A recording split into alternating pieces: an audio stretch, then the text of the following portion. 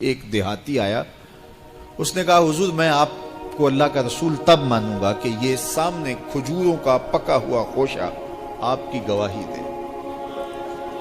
فرمایا تب تو مان جائے گا؟ اس نے کہا انکار کی گنجائش ہی نہیں۔ تو حضور نے اشارہ کیا تو وہ کھجور کا پکا ہوا خوشہ ٹوٹ کے حضور کے قدموں میں آ گیا، تو اس کے لبوں پہ کلمہ جاری ہو گیا۔ اب وہ ٹوٹی ہوئی کھجوریں جو معجزے سے حضور نے توڑی تھیں اس صحابی کی جھولی میں ڈال دیتے یا صحابہ کو بانٹ دیتے، وہ فخر کرتے ہم نے حضور کے ہاتھوں سے یوں توڑی ہوئی کھجوریں کھائی۔ یہ بڑی بات ہوتی، اعزاز ہوتا، لیکن حضور جانتے تھے قرب قیامت میں کمانوں سے نکلے ہوئے تیروں کے رخ موڑ دیے جائیں گے۔ اللہ اکبر۔ تو حضور علیہ السلام نے کہا کہ مان لیا؟ اس نے کہا جی میں مان گیا۔ وہ یہ بھی کہہ سکتا تھا کہ ہوا کا تیز جھونکا آیا اور اتفاق ایسا ہو گیا جس آج کل لوگ بات کرتے تو وہ ٹوٹ کے گر گیا۔ تو حضور نے اس کھجور کے گچھے سے مخاطب ہو کے کہا تجھے جس کام کے لیے بلایا تھا وہ ہو گیا، اب واپس جا کے جڑ بھی جا۔ صرف توڑنا نہیں جانتے، جوڑنا بھی جانتے۔ اللہ اکبر۔ تو ہر دور کا فخر میرے حضور کا کوئی نہ کوئی معجزہ توڑتا ہوا دکھائی، لیکن دو دور حضور کے بڑے اہم دور تھے۔ ایک جب حضور تشریف لائے تو یہ زبان و بیان کے عروج کا دور تھا، تو سب سے بڑا معجزہ قرآن دیا گیا۔ اور دوسرا میرے حضور کا اہم ترین دور قرب قیامت کا ہے، اور قرب قیامت میں انسانی عروج کی کہانیاں سننے میں آنی تھی، اور سائنس کا ارتقاء ہونا تھا، اور لوگوں نے اپالو 11 کے ذریعے چاند پر جانے کی بات کرنی تھی۔ اللہ کے محبوب کو دوسرا بڑا معجزہ معراج دیا گیا کہ سائنسدان الٹی چھلانگیں بھی لگاتے رہیں، میرے محبوب کے وہاں قدم پہنچیں گے جہاں کسی کا خیال بھی نہیں پہنچ سکتا، جہاں کسی کا تصور بھی نہیں پہنچ سکتا، وہاں میرے حضور کے قدم پہنچے۔ باقی رہی بات چاند پہ جانے کی، تو لوگ چاند پہ جا کے فخر کرتے ہیں، میرے حضور تو چاند کو قدموں میں بلا کر بھی فخر نہیں کرتے۔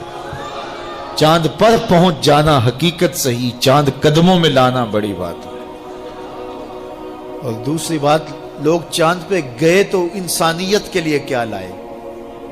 وہ کہتے تھوڑی سی مٹی اٹھا لائے تھے، یہ چاند کی مٹی ہے۔ تو زمین پہ مٹی پہلے تھوڑی تھی کہ اور آگے خاک ڈال دی چاند کی۔ آج چاند پہ گئے بھی تو انسانیت کے لیے کیا لائے؟ اور حضور گئے تو امت کی بخشش کا مجدہ جاں فضا لے کے آئے۔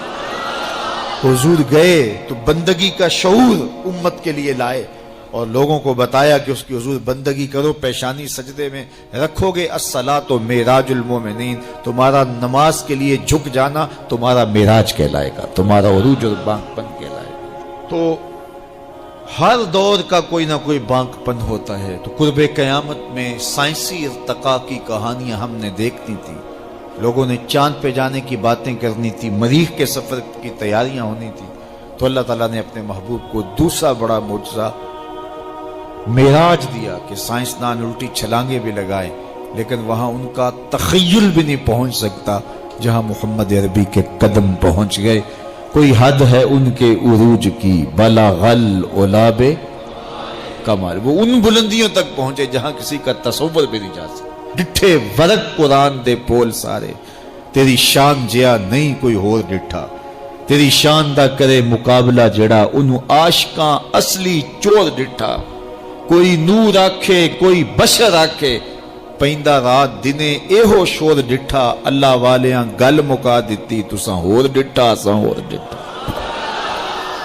تم نے حلیمہ کی بکریوں کے پیچھے پیچھے دیکھا ہے، سدرہ پر جبریل کے آگے آگے نہیں دیکھا۔ وہ ان رفتوں تک پہنچے، ان بلندیوں تک پہنچے جہاں کسی کا تصور بھی نہیں جا سکتا۔ کوئی فلک تے رہ یار گیا، کوئی جا سدرہ تے ہار گیا، ایک کالیاں زلفاں والا سی جڑا عرش تو بھی لنگ پار گیا۔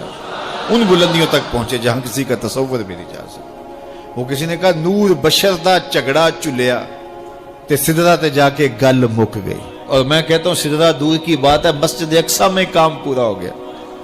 نور بھی پیچھے کھڑے ہیں، بشر بھی پیچھے کھڑے ہیں، حضور مصلی پہ کھڑے ہیں۔ سدرہ میں آ کے گل مک گئی۔ نہیں، میں کہتا ہوں مسجد اقصی میں گل مک گئی، اس سے بھی پیچھے آ جاؤ، میں کہتا ہوں ام ہانی کے گھر میں ہی گل مک گئی۔ بشرط چادر تان کے ستا نور چمے پیا تلیاں بشرط چادر تان کے ستا نور چمے پیا تلیاں جس دی خاطر سجیاں ہویاں نے عرش بری دیاں گلیاں بشرط اگے ود دائی جاوے نوری رہ گیا تھلے جس ویلے انہوں ود دیاں ویکھیا آکھے بلے بلے بلے کوئی حد ہے ان کے عروج کی بالا غل اولاب کمال میرے رب نے بھی کہا سبحان اللذی اسرا بعبدہ سبحان اللہ اللہ اکبر سبحان اللہ سبحان اللذی اسرا بعبدہ کہاں سے کہاں تک پہنچے دنیا تکتی رہے گی وہ وہاں سے ہو کے جہاں کسی کا خیال بھی نہیں جا سکتا کوئی حد ہے ان کے عروج کی بلغ العلاب کمال ما زاغ البصر وما طغى وہاں تو ہے نا خرہ موسیٰ صائقہ حضرت موسیٰ نے جب تجلیات کو دیکھا تو بے ہوشی طاری ہو گئی اور یہاں کیا سورہ نجم اٹھائیے نا کہ پھر وہ قریب ہوا پھر وہ قریب ہوا پھر اس نے جلوے دکھائے نا تو فرمایا اَفَتُمَارُونَهُ عَلَى مَا يَرَى تم اس بات پہ بحث کر رہے ہو کہ اس نے دیکھا کہ نہ دیکھا وَلَقَدْ رَآهُ نَزْلَةً أُخْرَى سنو پھر اس نے ایک بار نہیں دو بار دیکھا تم ایک بار کے بارے جھگڑ رہے اس نے پھر دوبارہ دیکھا اس نے بار بار دیکھا آگے ذرا دیکھیے قرآن بتاتا ہے جو آنکھ نے دیکھا دل نے اس کی تکذیب نہیں کی دل نے کہا یہ وہی ہے تو پہلے دل نے دیکھا تھا اب آنکھ نے بھی دیکھ لیا اب میں آپ کو ایک جملہ کہنا چاہتا ہوں شاید آپ نے کبھی نہ سنا ہو معراج کیا ہے تو پوری گفتگو سے یہ خلاصہ آپ کے اندر اتار لے جو دل میں رہتا ہو وہ آنکھوں میں آ جائے تو معراج ہوتی ہے